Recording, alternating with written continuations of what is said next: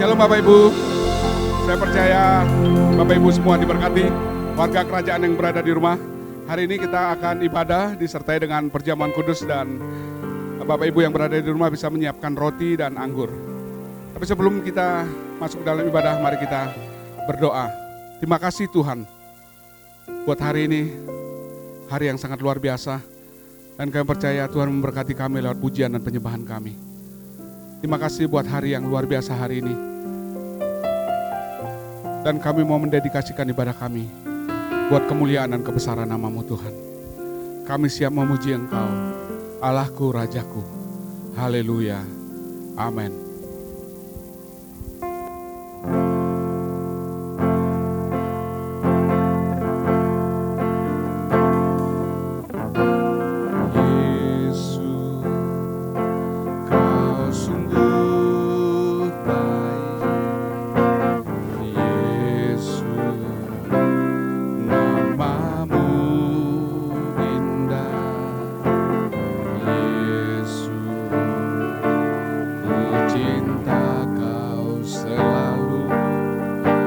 Tinggikan, ku agungkan selamanya. Yesus, Kau sungguh baik. Yesus, nama-Mu indah. Yesus, cinta Kau selalu. Ku tinggikan, ku agungkan selamanya.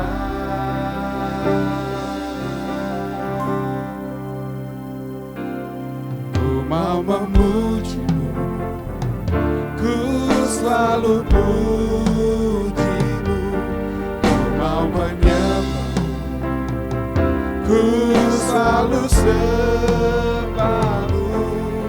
Kau yang raya, terima semua pujian, kemuliaan hanya bagi Tuhan. Ku mau memuji, ku selalu puji-Mu. Ku mau menyembah, ku selalu sembah-Mu. Kau yang raya, terima semua pujian, kemuliaan hanya bagi Tuhan.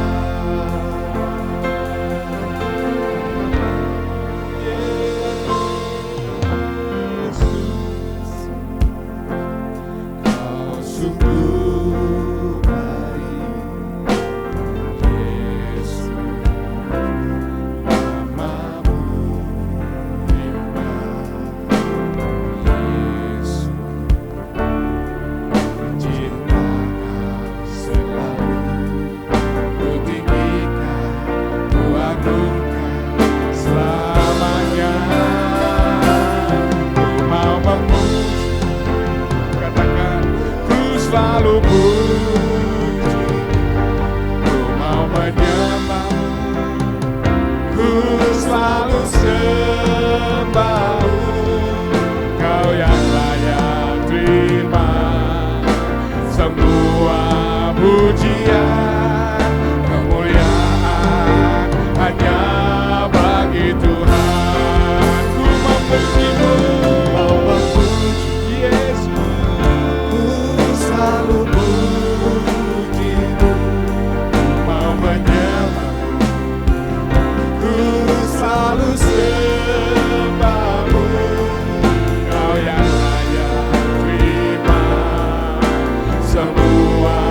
pujian, kemuliaan hanya bagi Tuhan. Semua kemuliaan dan keagungan tertuju padamu, Yesus, Rajaku, segenap jiwa dan nafasku menyembah Yesus yang hidup. Semua kemuliaan dan keagungan, katakan tertuju padamu Tuhan, Tuhan dan Rajaku, segenap jiwa dan nafasku menyembah Yesus yang hidup.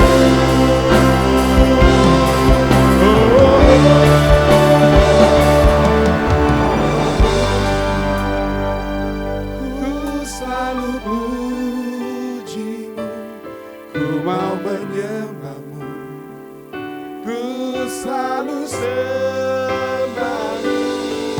Kau yang layak terima semua pujian, kemuliaan hanya bagi Tuhan. Ku mau memujimu, ku selalu pujimu, ku mau menyembahmu, ku selalu sembahmu.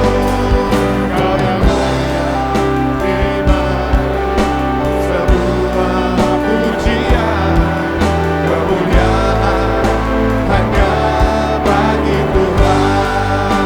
Katakan kau yang layak terima semua pujian, kemuliaan hanya bagi Tuhan.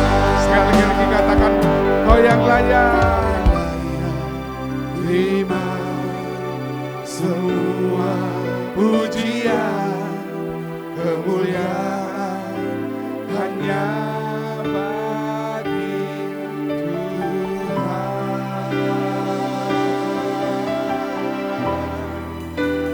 Kemuliaan bagi Tuhan.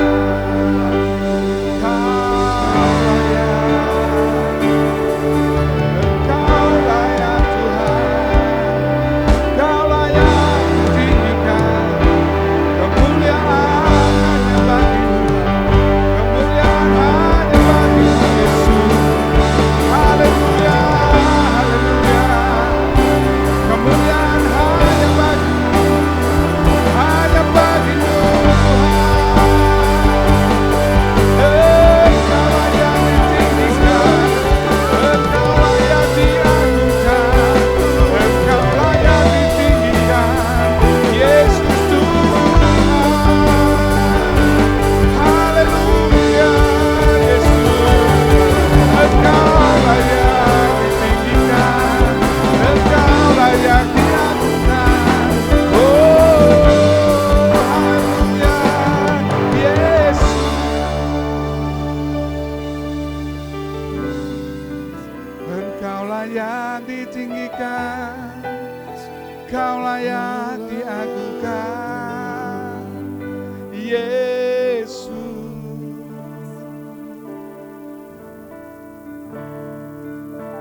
Sama-sama katakan, ku mau memujimu, ku selalu pujimu, ku mau menyembahmu, ku selalu sembahmu.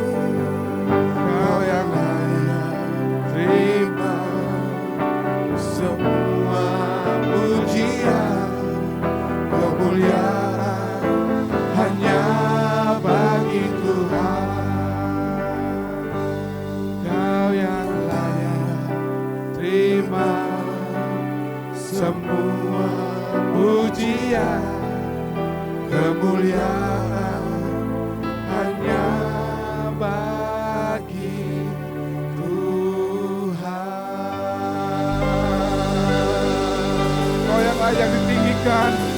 Kaulah yang layak diagungkan. Haleluya, haleluya, haleluya. Mari kita menari bagi Tuhan kita. Bapak bisa berdiri dari bangkit dari kursi saudara. Kita akan menari bagi Tuhan kita.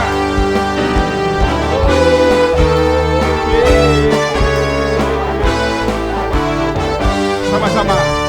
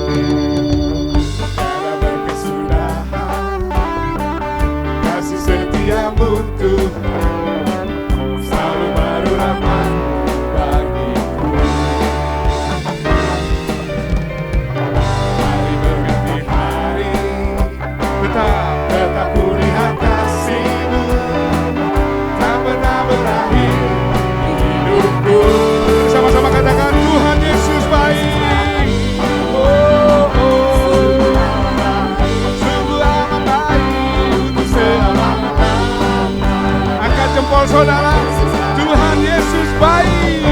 Tuhan Yesus baik. Sungguh amat baik. Untuk selama-lamanya. Sekali lagi ya, sekali lagi. Tuhan Yesus baik.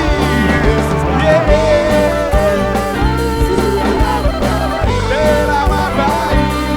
Selama-lamanya. Tuhan Yesus baik. Untuk selama-lamanya sampai selama-lamanya, untuk selama-lamanya. Tuhan Yesus baik. Katakan, ceritakanlah kemuliaan-Nya di antara segala bangsa, dan perbuatan-Nya yang sungguh ajaib di antara suku. Bapak Ibu ceritakan, ceritakanlah kemuliaan-Nya di antara segala dan perbuatan-Nya yang sungguh ajaib di antara suku bangsa. Sebab Tuhan besar dan sangat terpuji, Dia lebih dahsyat dari segala nama. Sebab Tuhan besar dan sangat terpuji, Dia lebih dahsyat menghancurkan musuh. Kuasanya dahsyat menghancurkan musuh. Sekali lagi, kuasanya dahsyat menghancurkan musuh. Kuasanya dahsyat menghancurkan musuh. Haleluya. Silakan duduk Bapak Ibu. Mari persiapkan hati saudara. Kita akan masuk dalam firman Tuhan. Kita angkat satu buah pujian.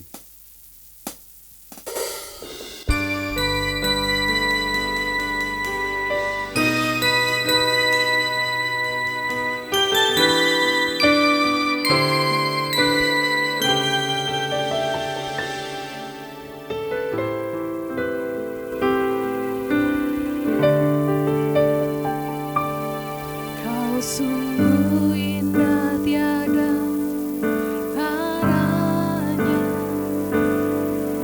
sungguh mengagumkan,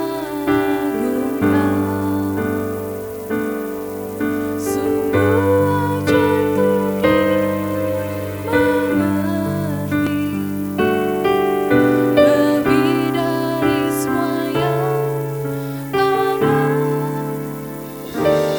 ada.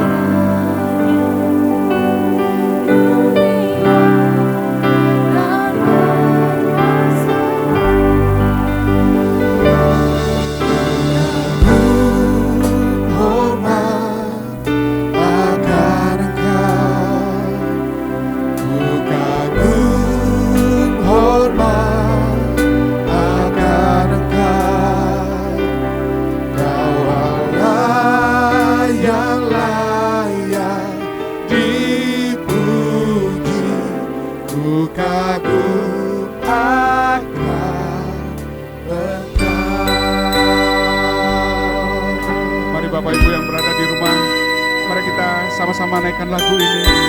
Ku kagum akan Engkau Yesus. Kau sungguh indah tiada taranya, sungguh mengagumkan, sungguh ajaib untuk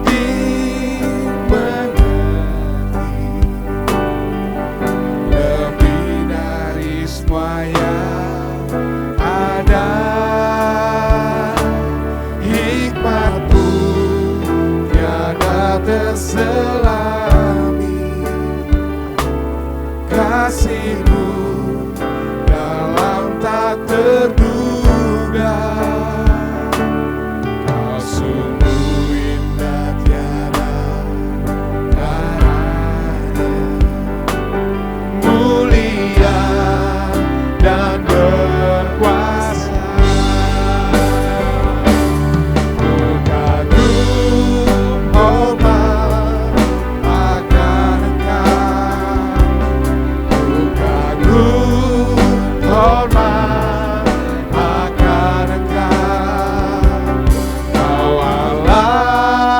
yang layak dipuji. Ku kagum akan Engkau, kagum akan Engkau, hormat akan Engkau. Ku kagum hormat akan Engkau. Kau Allah yang layak dipuji. Ku kagum akan Engkau. Sekali lagi sama-sama katakan Bapak Ibu, ku kagum Hormat akan Engkau, Yesus. Ku kagum hormat akan Engkau. Kau Allah yang layak dipuji. Ku kagum akan Engkau. Kau Allah yang layak dipuji. Ku kagum akan Engkau. Sekali lagi katakan, Kau Allah yang layak dipuji. Ku kagum akan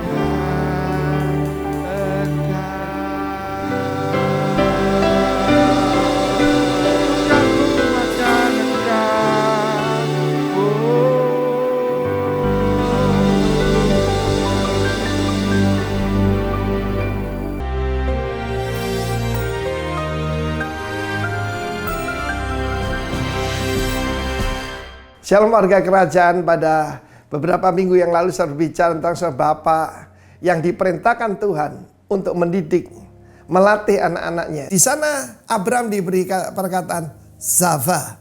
Zava itu adalah seperti komandan kepada anak buah di dalam militer.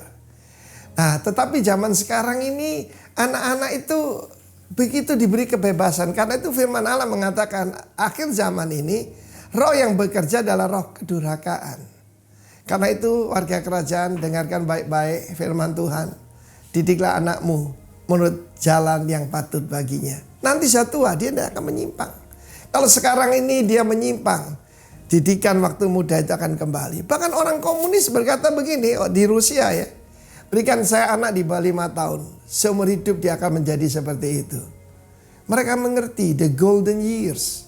Karena itu pada saat ini kalangan dewasa muda yang punya anak-anak, jangan memanjakan mereka. Ya, saya pernah ngalami dimanjakan dan jadi rusak, saudara. Sebab memanjakan itu bahasa Inggris kan to spoil. To spoil apa? Membiarkan jadi busuk, korup. Karena itu didiklah anakmu sesuai firman Tuhan. Kita melihat bapak yang gagal.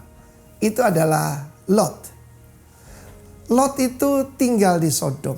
Pergaulan yang buruk merusak kebiasaan yang baik. Dan ketika dua malaikat datang untuk memberitahu Sodom, Gomora, Adma, Seboim ya akan dia tunggang balikan oleh Tuhan ya. Dan juga Zoar mestinya.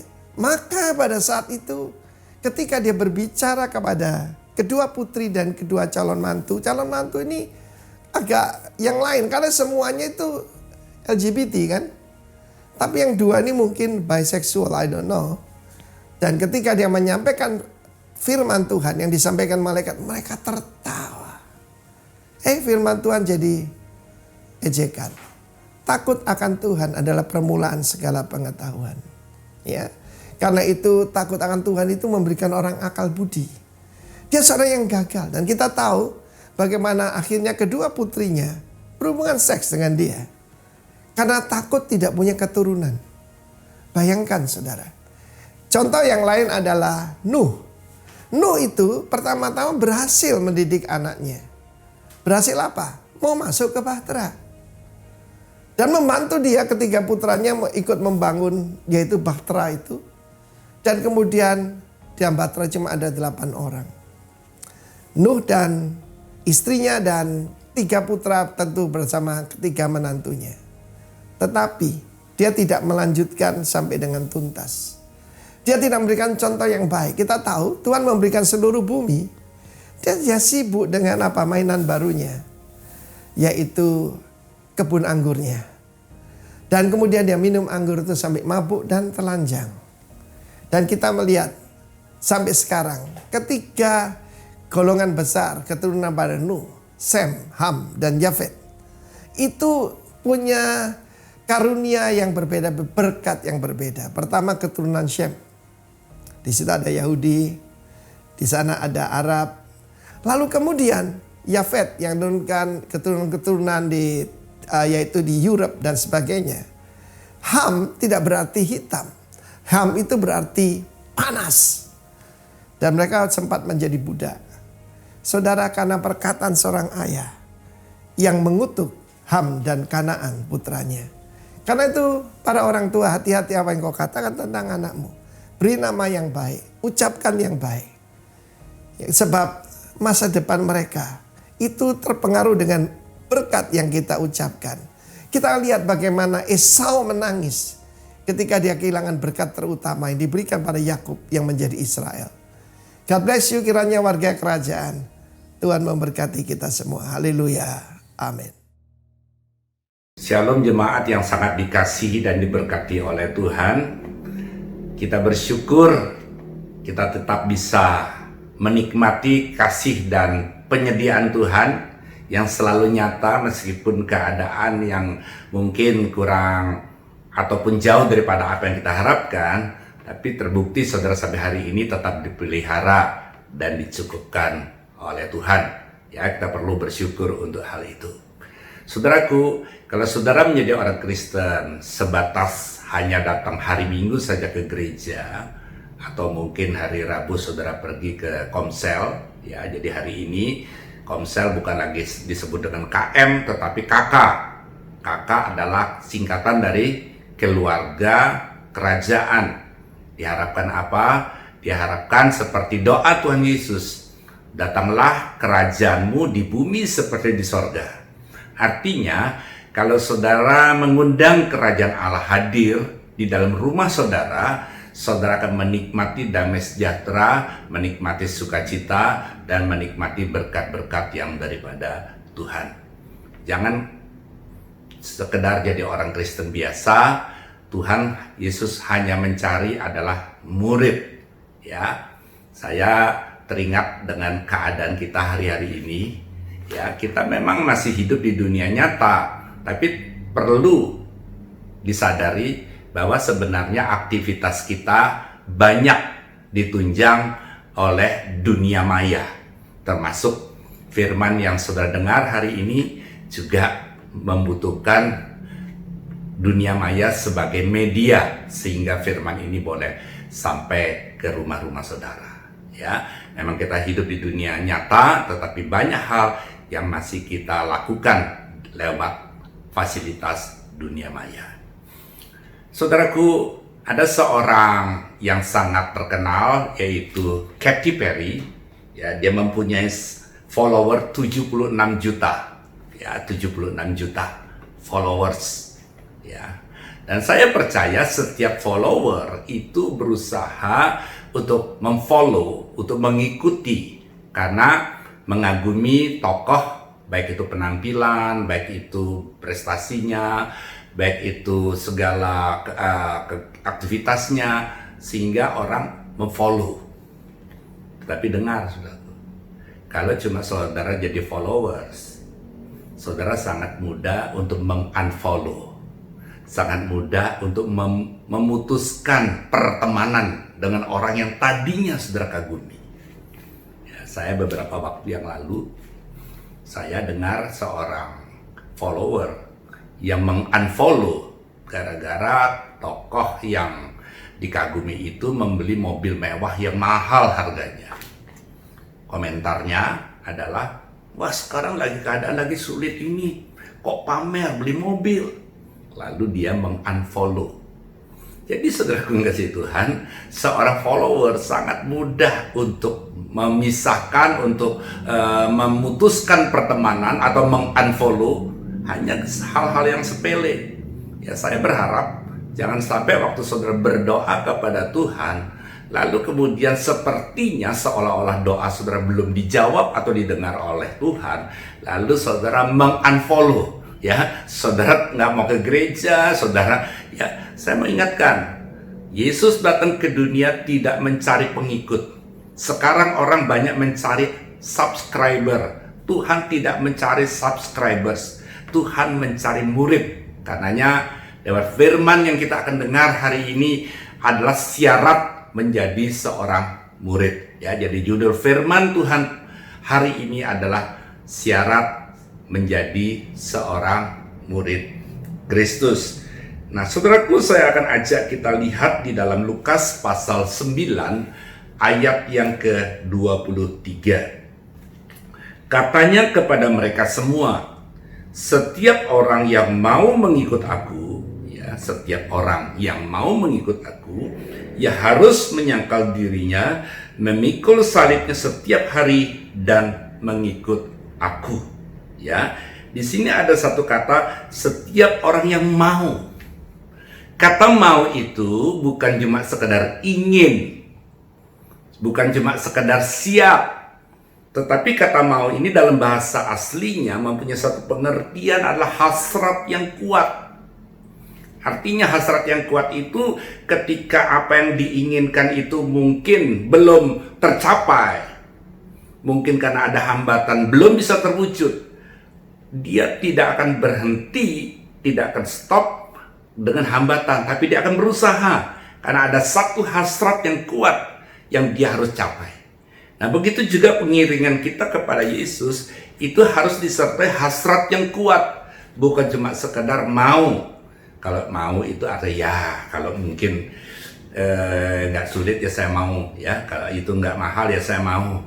Kalau itu ya nggak terlalu berbahaya ya saya mau. Saya mau katakan, waktu saudara menjadi seorang murid, hal yang pertama yang kita harus lakukan, kita lihat dulu ada 3 syarat untuk menjadi seorang murid Kristus. Ya, yang pertama, ia harus menyangkal dirinya sendiri. Poin yang pertama adalah harus mau menyangkal dirinya sendiri. Artinya setiap pengikut Kristus, setiap orang yang mau menjadi murid Kristus harus mau dan rela menyangkal dirinya masing-masing. Saudaraku, manusia itu sejak lahir punya kecenderungan, punya naluri, ingin menjadi tuan atau bos atau majikan atas dirinya sendiri. Kalau dia mau, nggak ada orang yang bisa menghambat, menghalangi atau mencegahnya. Seorang anak kecil ketika dia memegang sesuatu yang dia suka, kalau coba diambil oleh kakaknya ataupun mungkin oleh orang tuanya, dia akan berusaha mempertahankan. Kalau dia dibilang jangan ngompol ya, atau jangan nakal ya, atau jangan lompat-lompat ya, apapun juga, seorang anak kecil dari kecil punya kecenderungan tidak mau dilarang ataupun dihalangi apa yang menjadi keinginannya. Manusia itu punya kecenderungan untuk dia akan merasa senang kalau apa yang dia inginkan dia bisa lakukan dengan bebas, tanpa larangan, tanpa ada orang yang berusaha untuk mencegah ataupun menghalangi apa yang hendak dilakukannya. Tetapi waktu saudara dan saya ingin menjadi murid Kristus, hal yang pertama adalah kita belajar. Namanya orang belajar mungkin tidak langsung bisa. Namanya orang belajar mungkin tidak langsung lancar. Ya, seperti saudara mungkin belajar naik sepeda dulu, ya mungkin kadang-kadang mungkin terjatuh, ya bangun lagi, coba lagi, dan seterusnya. Saya percaya Tuhan adalah Allah yang sabar, tergantung apakah saudara tidak putus asa untuk belajar menyangkal diri kita masing-masing. Saya catat ada 3 hal yang perlu kita perhatikan di dalam menyangkal diri, atau apa yang dimaksud dengan menyangkal diri. Yang pertama adalah mengalahkan ego kita dengan belajar merendahkan diri.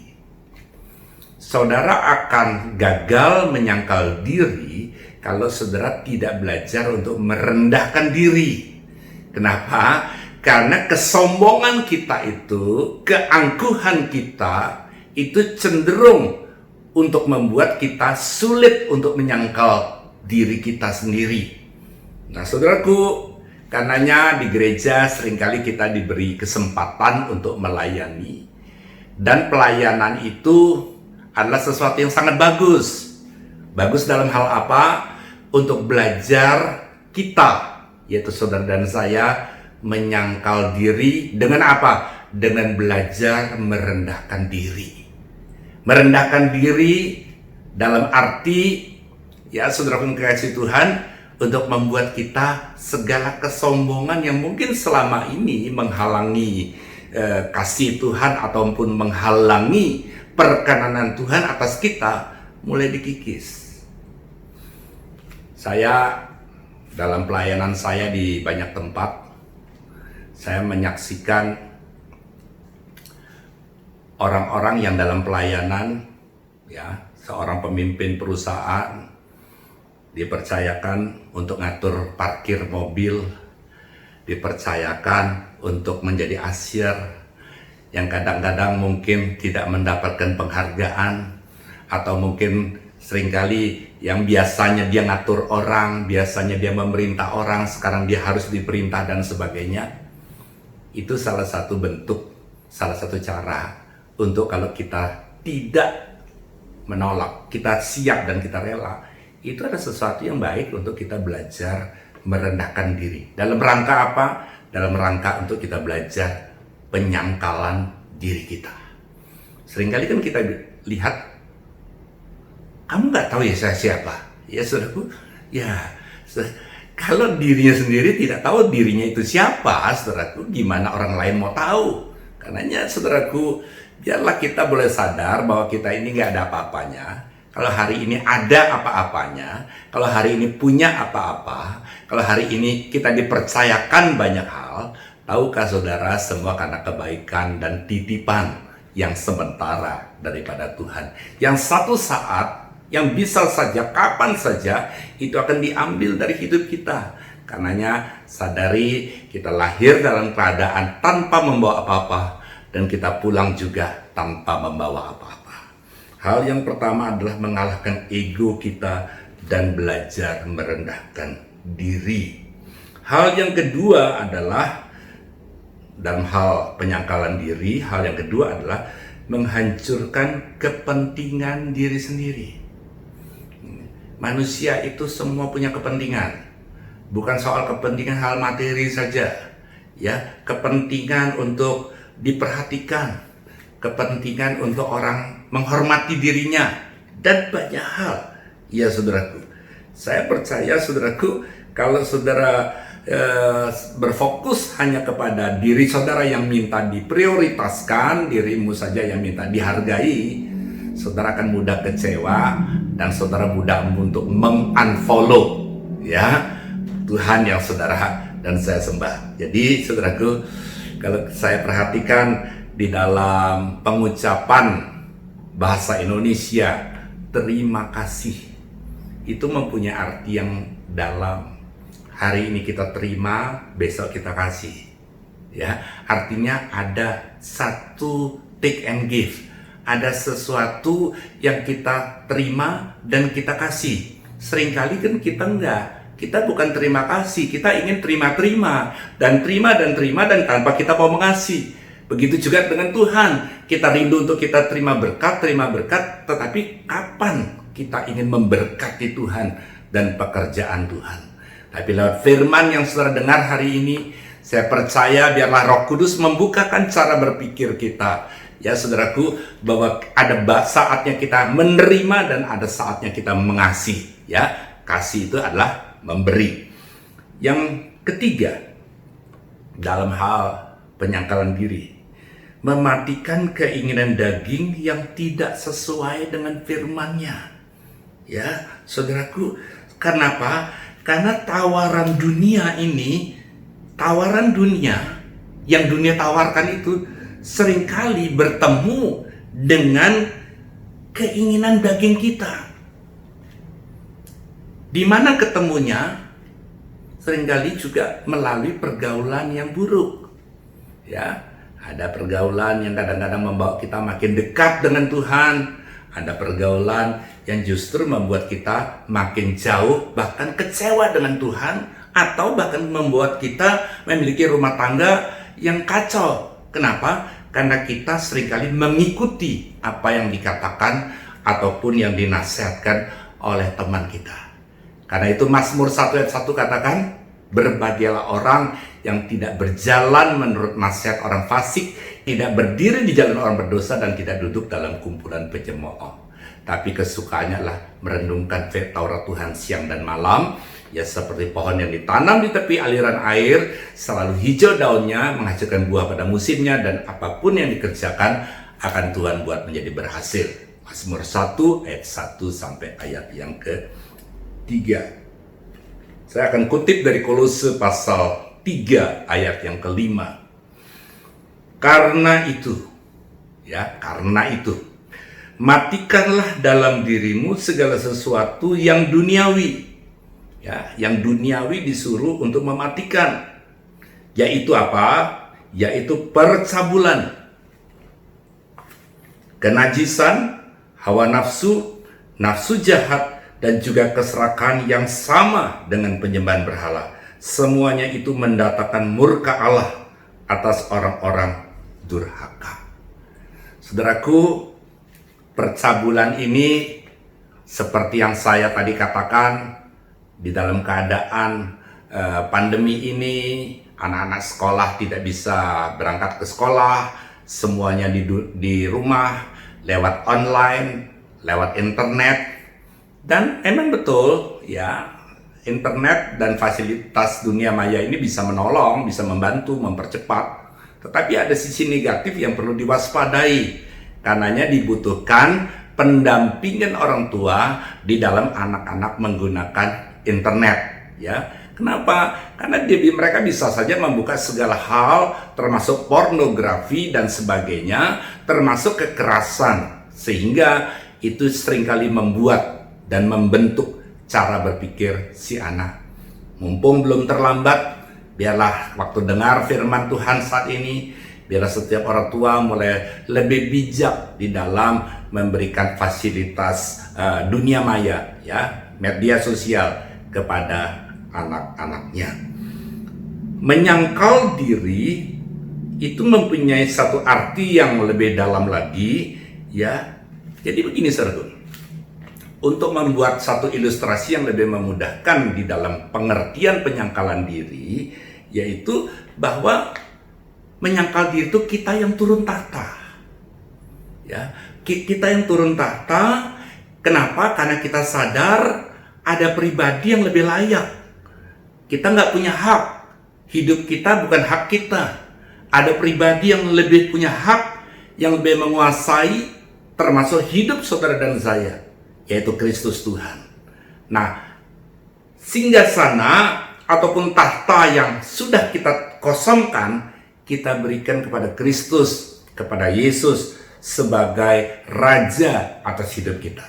Kalau saudara sadar bahwa Dia adalah yang layak untuk menerima segala hormat, kemuliaan, dan biarlah Yesus semakin besar dan kita semakin kecil atas hidup kita, saya sangat yakin dan percaya kemuliaan Tuhan yang lebih besar akan semakin dinyatakan, semakin diberikan, semakin diwujudkan dalam hidup saudara dan saya ketika kita belajar untuk menyangkal diri.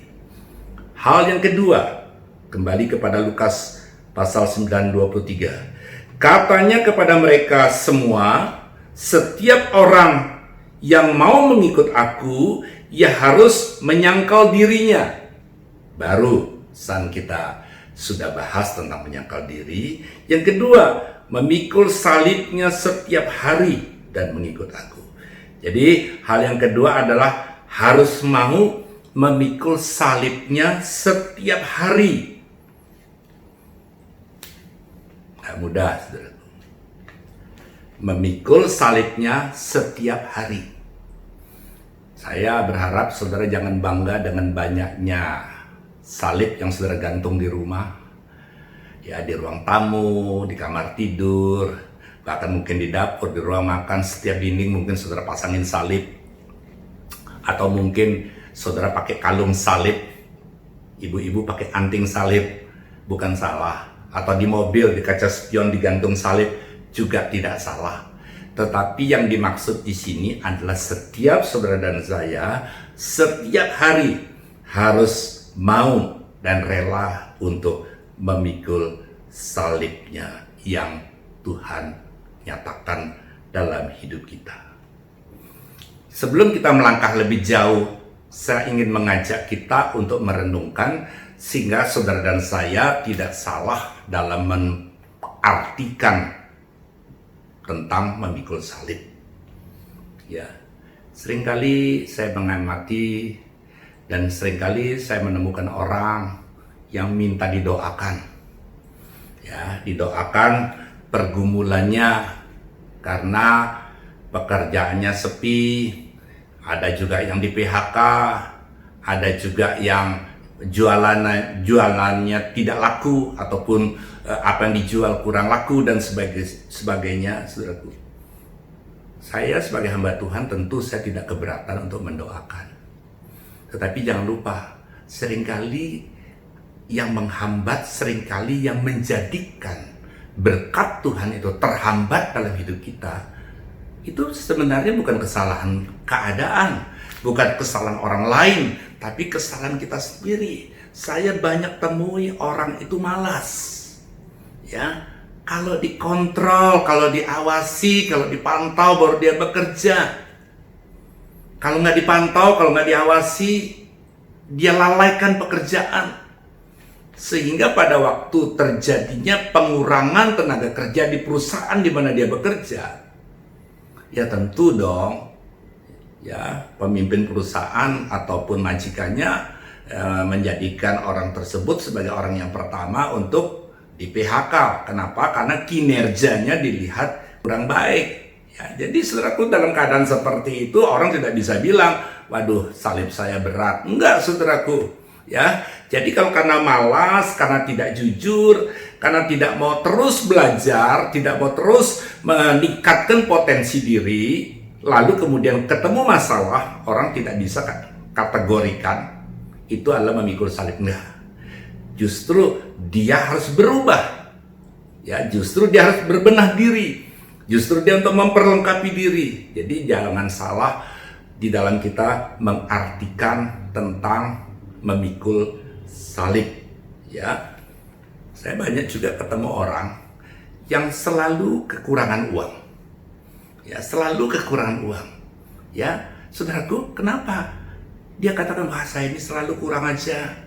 Ya, salib saya terlalu berat. Sebenarnya saudaraku, karena dia kurang bijak di dalam mengatur keuangan. Karena dia terlalu boros. Dia tidak mengatur keuangan dengan baik. Mana benih untuk ditabur, mana roti untuk dimakan. Ya. Seringkali benih juga dia makan, sehingga tidak ada sesuatu yang ditabur, sehingga tidak ada yang ditabur, apa yang akan dia tuai. Karena itu, saya lewat kesempatan ini perlu mengajak seluruh saudaraku jemaat yang sangat dikasihi Tuhan untuk boleh merenungkan dan jangan sampai salah mengartikan apa yang dimaksud dengan memikul salib. Ya, saudaraku, rumah tangga ribut. Seorang bilang, salib saya berat, rumah tangga saya nggak pernah damai sejahtera. Bagaimana damai sejahtera, saudaraku? Kalau saudara tidak hidup dalam kebenaran. Ya, kalau saudara tidak belajar berkomunikasi dengan baik. Kalau saudara tidak belajar untuk menghindari godaan-godaan yang di luar.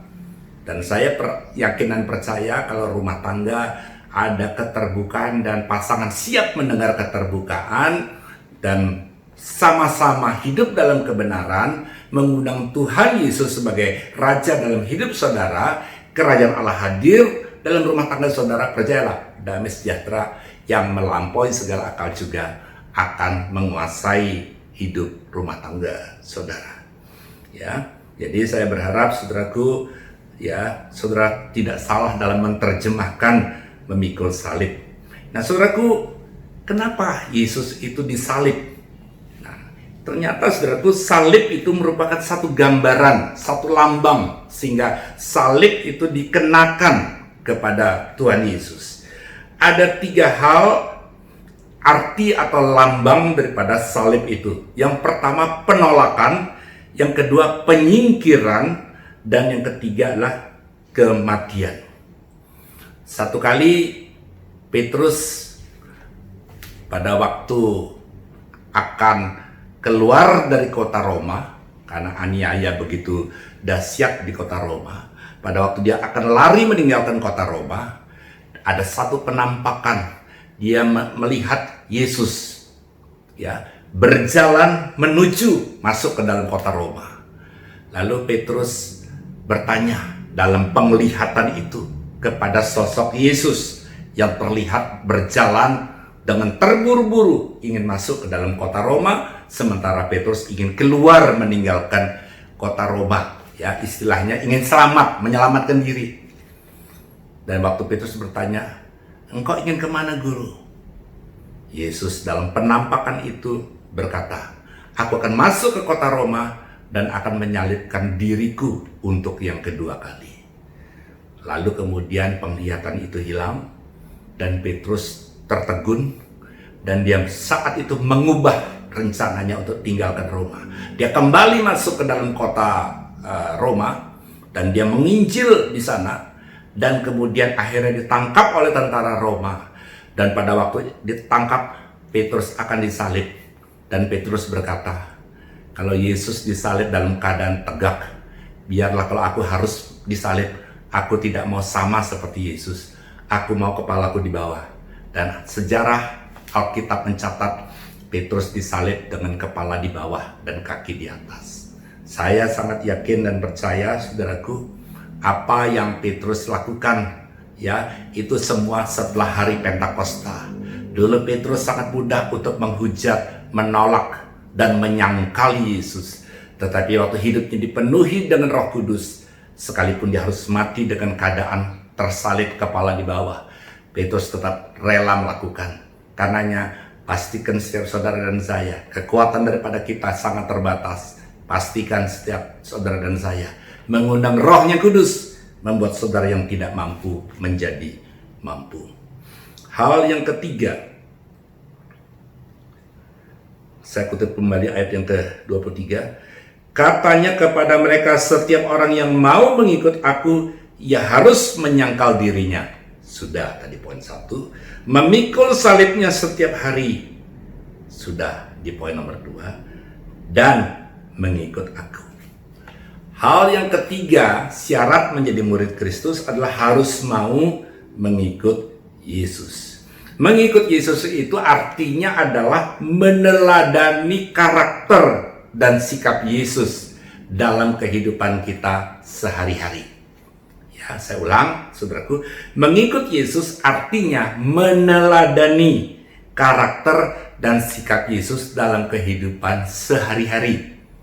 Artinya bukan cuma sekedar waktu saudara dalam pelayanan, bukan soal waktu saudara berada di gereja dalam tugas yang diberikan oleh gereja untuk saudara melayani, lalu saudara menggunakan karakter dan sikap Yesus, sementara di luar, di dunia bisnis, di tengah pekerjaan, di tengah pergaulan, di tengah dunia, di luar gereja, di luar pelayanan, saudara seperti orang dunia. Enggak, mengikut Yesus itu, saudara pengasih Tuhan, bukan cuma sekedar di gereja, tetapi dalam kehidupan saudara sehari-hari, ya, bukan meneladani penampilan. Mulai sekarang saya mau rambutnya gondrong lah seperti Yesus. Bukan saya mau pakai jubah seperti Yesus. Bukan soal penampilan, ya saudaraku. Sementara yang lain berusaha dengan penampilan, cara berbusana dan sebagainya. Tetapi saudara sebagai orang yang percaya kepada Yesus dan ingin menjadi murid Yesus, yang perlu kita teladani adalah karakter dan sikap hidupnya. Saya berharap saudaraku, marilah kita lihat dulu kebenaran yang terakhir dalam 1 Petrus 2, 1 Petrus 2, 21 sampai 23.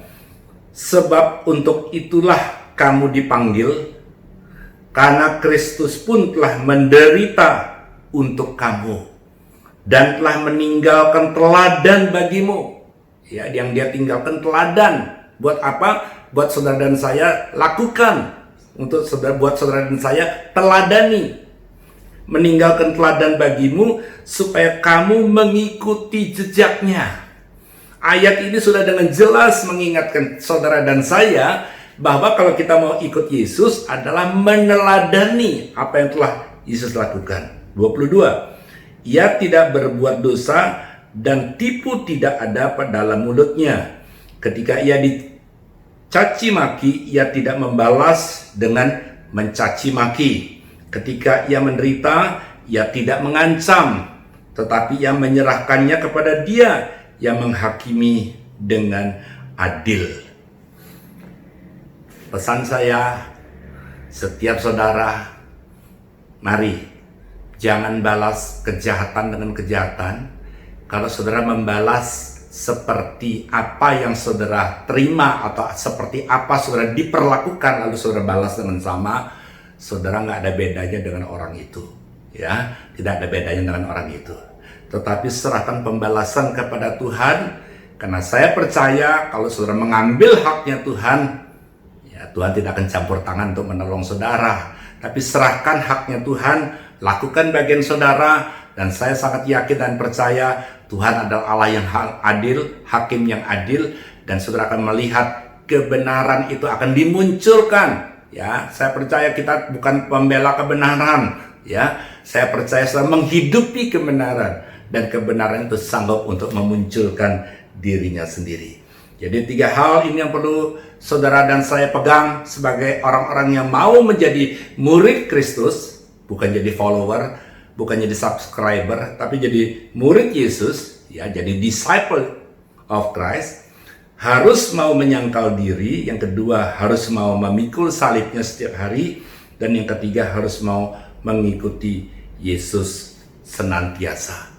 Karenanya setiap jemaat yang sangat dikasihi oleh Tuhan, tetaplah yakin bahwa hidup saudara dan saya yang sudah percaya sebagai pengikut Yesus, ayo jangan cuma sekedar jadi pengikut, jadi murid-murid Kristus. Dan seorang murid akan selalu belajar untuk menjadi sama seperti sang guru, ya, tentu dengan pertolongan dan kekuatan daripada Roh-Nya yang kudus. Tetap kuat di dalam Tuhan, jangan biarkan masalah membuat saudara menjadi lemah dan putus asa.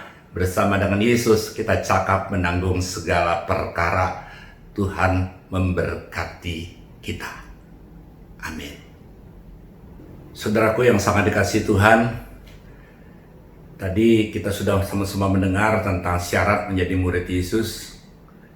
Satu hal yang perlu saudara dan saya sadari, Tuhan tidak pernah memaksa orang untuk menjadi muridnya. Tuhan memberikan kebebasan untuk kita memilih, tapi pastilah saudara perlu menyadari bahwa hanya murid Yesus yang akan melihat kemuliaan Tuhan yang besar yang akan dinyatakan. Saya nggak tahu apa yang sedang saudara alami hari ini, pergumulan apa yang sedang saudara hadapi, tapi tetaplah percaya bahwa Tuhan sanggup menolong saudara. Mungkin hari ini saudara sedang menghadapi masalah dalam hal pekerjaan, dalam keadaan seperti ini saudara mungkin kesulitan untuk mencari nafkah dan seterusnya. Tapi saudara yakin hidupmu dipelihara, dijaga, dan disertai oleh Tuhan. Firman Tuhan katakan, mintalah maka kamu akan diberi, carilah maka kamu akan mendapatkan, ketuklah pintu maka pintu akan dibukakan. Ya, Matius 7 ayat yang ke-7 katakan seperti itu.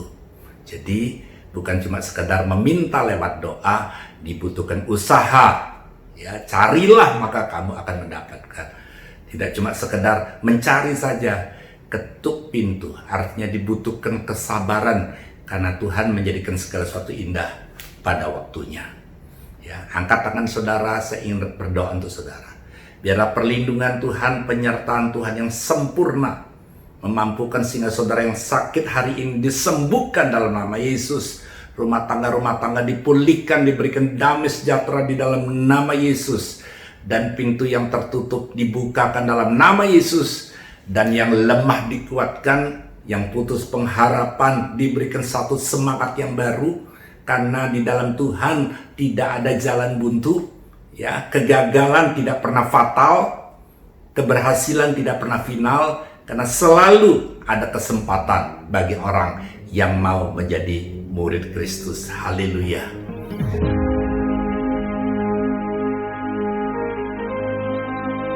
Mari saudaraku, angkat roti kita untuk kita masuk dalam perjamuan kudus. Setiap jemaat yang sangat dikasihi Tuhan sadari, pada malam terakhir sebelum Yesus disalibkan, dia mengambil roti dan setelah mengucap syukur atasnya, dipecahkannya roti itu lalu dibagikan kepada para muridnya, seraya ia berkata, "Inilah tubuhku yang dipecahkan dan dibagikan bagi kamu semua. Lakukanlah senantiasa sebagai peringatan akan aku." Apakah jemaat Tuhan percaya bahwa roti yang kita angkat tinggi ini merupakan persekutuan kita dengan tubuh Kristus? Yang percaya sama-sama katakan amin. Mari kita makan dalam nama Yesus. Selesai membagikan roti, Tuhan Yesus mengambil cawan dan setelah mengucap syukur atasnya, dia katakan, "Inilah cawan perjanjian baru yang dimeteraikan oleh darahku, darah yang tertumpah bagi kamu semua. Lakukanlah ini senantiasa sebagai peringatan akan aku." Apakah saudara percaya bahwa cawan yang berisi anggur ini merupakan persekutuan kita dengan darah Kristus? Yang percaya sama-sama kita katakan amin. Mari kita minum dalam nama Yesus.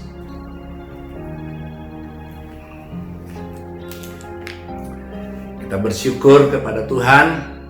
Dia layak untuk menerima segala hormat, pengagungan, kemuliaan dalam nama Tuhan Yesus Kristus. Haleluya, sama-sama kita katakan amin.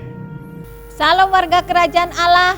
Saya percaya kita semua hari ini bersukacita. Amin. Kita percaya bahwa semuanya diberkati dan merasakan hadirat Allah lewat pujian dan penyembahan yang kita sudah lakukan hari ini.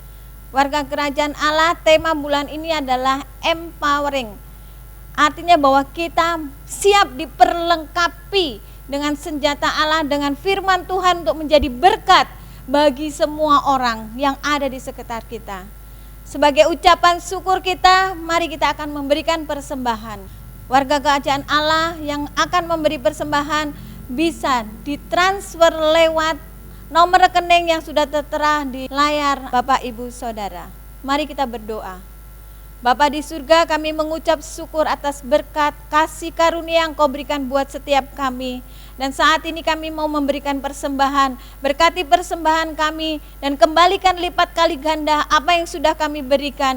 Dan kami percaya Engkau memberkati rumah tangga kami, pelayanan kami, pekerjaan kami semuanya Tuhan. Kami percaya warga kerajaan Allah akan merasakan sukacita dan merasakan berkat yang melimpah atas kasih-Mu. Terima kasih Tuhan, haleluya, amin.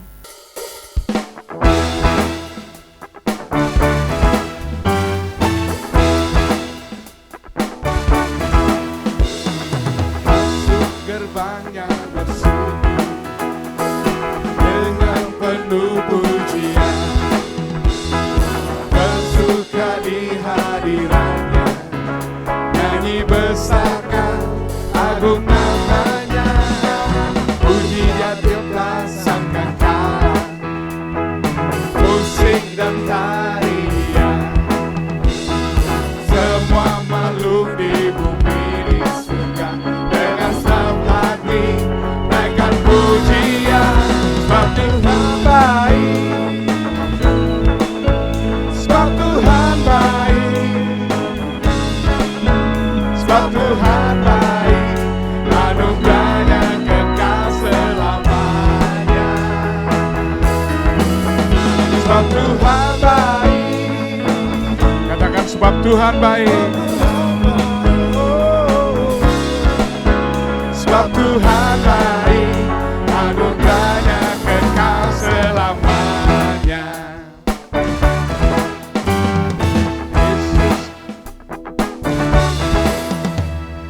Yesus Kristus Allah Tuhanku, pencipta segalanya, datang sujud di hadapannya, angkat tangan, naikkan pujian, pujian tiup sangkakala, musik dan tarian, semua makhluk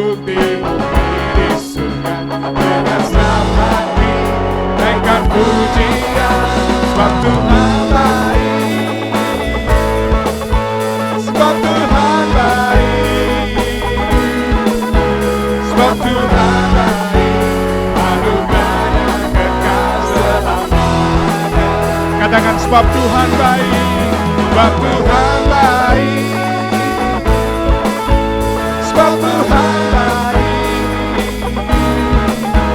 sebab Tuhan baik, anugerahnya kekal selamanya. Sebab Tuhan baik, anugerahnya kekal selamanya. Sebab Tuhan baik, sebab Tuhan baik. Anugerahnya kekal selamanya.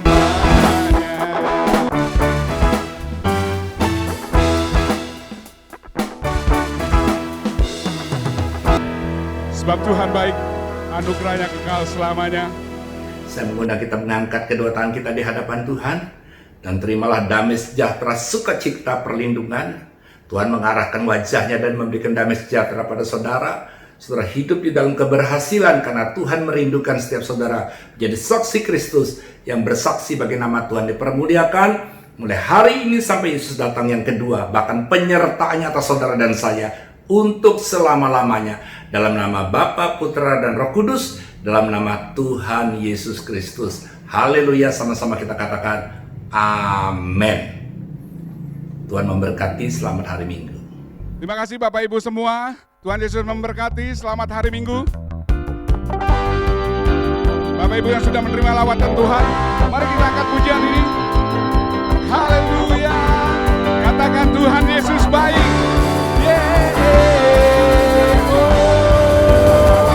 Tuhan Yesus baik, selamat baik, untuk selama-lamanya. Tuhan Yesus baik. Angkat jempol saudara, katakan selamat baik, selama-lamanya.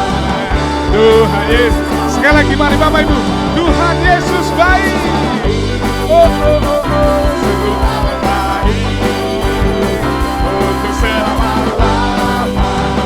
Tuhan Yesus baik, untuk selama-lamanya. Sampai untuk selama-lamanya. Katakan Tuhan Yesus baik.